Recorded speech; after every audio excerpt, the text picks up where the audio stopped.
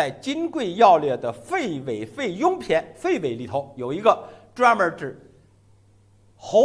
咽喉不利，就这么几个字儿，能够治疗咽喉不利，就那么几个字儿。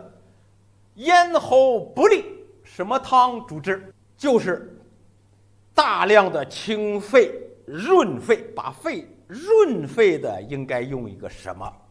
肺是喜润不喜燥，如果能够用润肺的一味主药，是以润肺降肺为主的麦门冬，当然百合也是非常好的，所以百合也可以。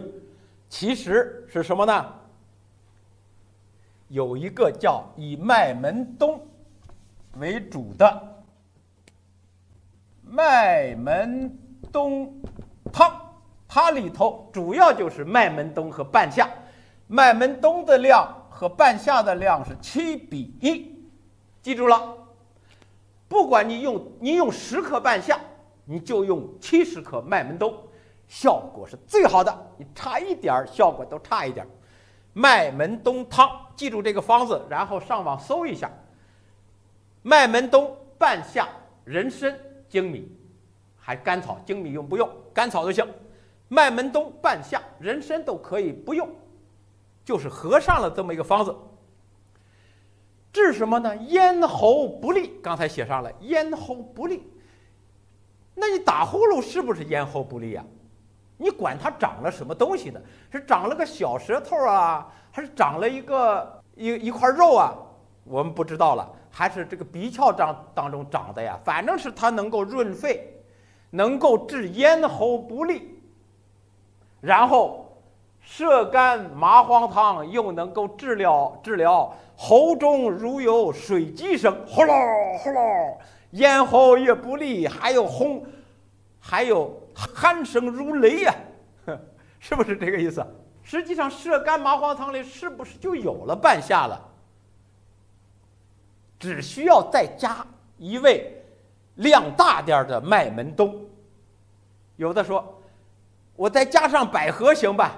也可以啊，或者不用麦门冬了，用百合。但是张仲景方子里头没有说百合那个有治打呼噜的，他没有说百合治咽喉不利的，百合是能够安神的。好了，讲到这儿了，我们讲到失眠了。失眠的时候是不是用麦门冬汤降肺气也行啊？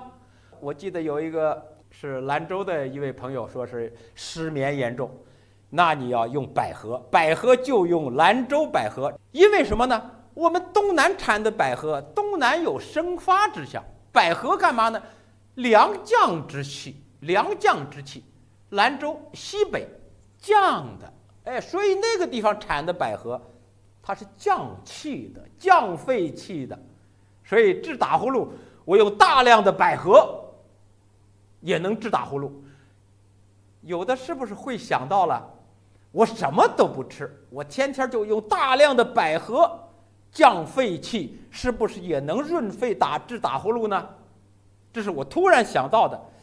也有道理，有一定道理。但是百合润喉的功效差，它主要是润肺，降肺气，安神定志，治失眠，特别好。所以在百合《金匮要略》的百合病里头，特别用的百合特别多，百合地黄汤，百合这个汤，百合喜方，这个它全是百合。所以百合这味药是药食同源的吧，特别好吃。你是做汤、做粥都行。百合银耳莲子汤，加大枣，加点枸杞子，该降降我们原来升上来的夏天的那个福气，用凉降，该给它帮着凉降一下了。就像我们睡个午觉一样，睡午觉的目的也是让这个神升到头了，该往下降一降了，睡一个20分钟的小午觉。吃百合，那干百合当然要效果差一些。好了，这是讲到这儿。有一句话说是求医不如求己，与其把自己的健康交给医院，还不如把自己的健康交给我们自己。那怎么办呢？就要学好中医，学习《伤寒论》的知识。有的朋友会说，中医太难学了，《伤寒论》作为经典中的经典是更难学，我学不会。那怎么办呢？